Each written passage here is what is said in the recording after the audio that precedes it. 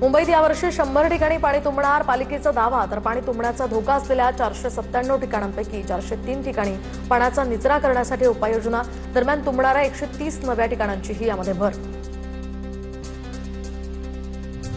मुंबई पालिकेच्या उपनगरीय रुग्णालयांमध्ये लवकरच डीएनबी अभ्यासक्रम सुरू होणार. बोरिवलीमध्ये भगवती आणि मुलुंडच्या एमटी अगरवाल या रुग्णालयामध्ये यासाठी शिक्षक भरती प्रक्रियाही सुरू.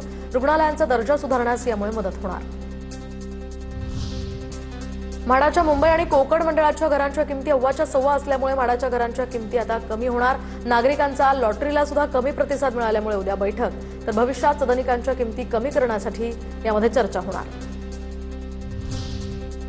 मुंबई मेट्रो 3 भुयारी मार्गिकेमध्ये मोबाईल नेटवर्कचा प्रश्न लवकरच सुटणार. प्रवाशांना अखंड कनेक्टिव्हिटी देण्यासाठी दूरसंचार कंपन्यांना आयबीएस प्रणाली उभारण्याचेही अधिकार.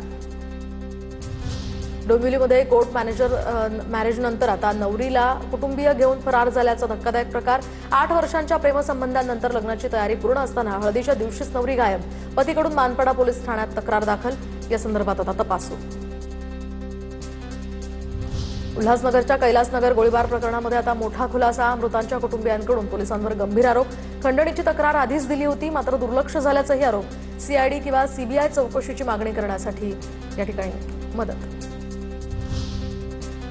डोंबिवलीतील पलावा परिसरामध्ये ठाणे आणि नवी मुंबई पोलिसांकडून संयुक्त combing operation. Most wanted Nigerian drugs तस्कराला अटक. कारवाईमध्ये 24 विदेशी नागरिकांना ताब्यात घेतलंय. तर पासपोर्ट व्हिसा तपासणी सध्या सुरू.